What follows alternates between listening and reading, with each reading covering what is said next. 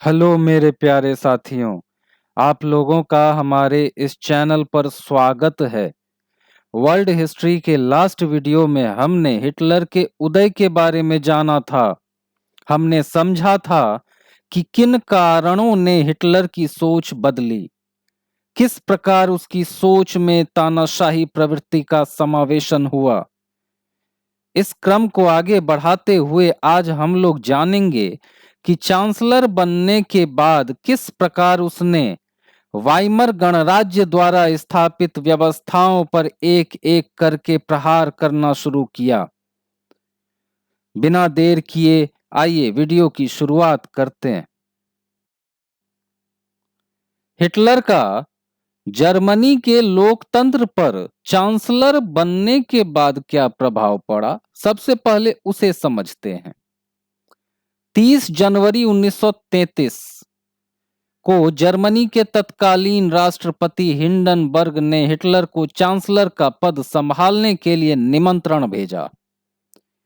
Chancellor का यह पद जर्मनी में उन दिनों सबसे ज्यादा शक्तिशाली पद हुआ करता था।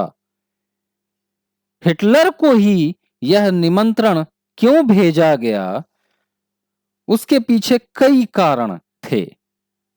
सबसे पहले, नात्सी पार्टी के प्रमुख तब तक हिटलर बन चुके थे। दूसरा कारण था, उस समय तक नात्सी पार्टी रूढ़िवादियों को भी अपने उद्देश्य से जोड़ चुकी थी। आइए अब समझते हैं सत्ता हासिल करने के बाद हिटलर के द्वारा किए गए प्रमुख कार्य। सत्ता हासिल करने के बाद हिटलर ने सबसे पहले लोकतंत्र की बुनियादी चीजों पर प्रहार करना शुरू कर दिया। इस दिशा में उसने कई कार्य किए, जैसे फरवरी 1933 में जर्मन संसद में आग लगा दी गई। हालांकि ये आग किसने लगाई थी, इसका पता किसी को नहीं चल पाया। इस अग्निकांड ने हिटलर को एक स्वर्णिम मौका दे दिया और 28 फरवरी 1933 को उसने अग्नि अध्यादेश फायर डिक्री जारी करके कई नागरिक अधिकारों को अनिश्चित काल के लिए निलंबित कर दिया। वे नागरिक अधिकार कुछ इस प्रकार थे, जैसे अभिव्यक्ति की स्वतंत्रता, प्रेस की स्वतंत्रता, सभा करने की स्वतंत्रता। यह अध्यादेश कहीं न कहीं तानाशाही की शुरुआत थी। ज्ञातव्य हो कि इन अधिकारों को वाइमर गणराज्य में सबसे ज्यादा प्राथमिकता दी गई थी। नागरिक अधिकारों के निलंबन के बाद हिटलर ने कम्युनिस्टों को प्रभावहीन करना शुरू कर दिया, जिनको वह अपना कट्टर शत्रु मानता था। अधिकांश कम्युनिस्टों को या तो कंसंट्रेशन कैंपों में बंद कर दिया गया या फिर उनको कठोरता से दबा दिया गया। उनके विचारों को कठोरता से दबा दिया गया, उनका दमन कर दिया गया।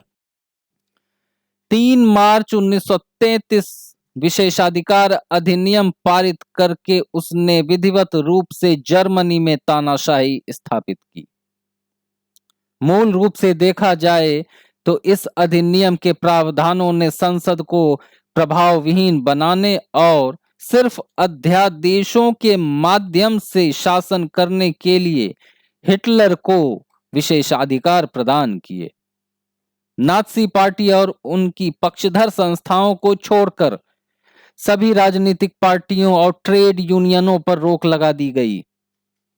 अर्थव्यवस्था, मीडिया, सेना और न्यायपालिका पर नात्सी पार्टी अर्थात हिटलर का नियंत्रण स्थापित हो गया। पिछले वीडियो में हम लोगों ने देखा था कि अपनी वाक्पटुता की कुशलता का प्रयोग करके एक सदस्य से किस प्रकार हिटलर नात्सी पार्टी का प्रमुख बन गया था। इसलिए नात्सी पार्टी हो चाहे हिटलर हो, बात एक है। पूरे समाज को नात्सियों के अनुसार नियंत्रित और व्यवस्थित करते हुए संचालन के लिए विशेष निगरानी और सुरक्षा दस्तों का गठन किया गया। पहले से मौजूद हरी वर्दीधारी पुलिस और स्टॉर्म ट्रूपर्स के अतिरिक्त कई संस्थाओं का गठन किया गया, जैसे गेस्टापो अर्थात गुप्तचर राज्य पुलिस, अपराध नियंत्रण पुलिस और सुरक्षा सेवा।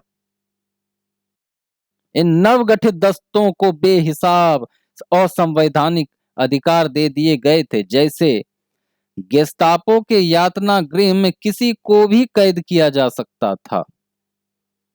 बिना किसी कानूनी कार्यवाही के किसी को भी देश निकाले की सजा देने का अधिकार इन दस्तों को प्राप्त था। दंड की आशंका से मुक्त पुलिस बलों को अप्रत्यक्ष रूप से निरंकुश और निरपेक्ष शासन का अधिकार दे दिया गया था। आइए अब समझते हैं कंसंट्रेशन कैंप को। ऐसे स्थानों को कंसंट्रेशन कैंप की संज्ञा दी गई थी जहां बिना किसी कानूनी प्रक्रिया के लोगों को बंदी बनाकर रखा जाता था। इस प्रकार के कैंप बिजली का करंट दौड़ते कटीले तारों से घिरे रहते थे ताकि कैदी भाग ना सकें। आज के वीडियो में बस इतना ही। अगले वीडियो में हम लोग फिर से कुछ नया सीखने का प्रयास करेंगे, नया समझने का प्रयास करेंगे, नया जानने का प्रयास करेंगे। अगर आप लोगों को यह वीडियो पसंद आया तो चैनल को सब्सक्राइब करना ना भूलें। तब तक के लिए धन्यवाद।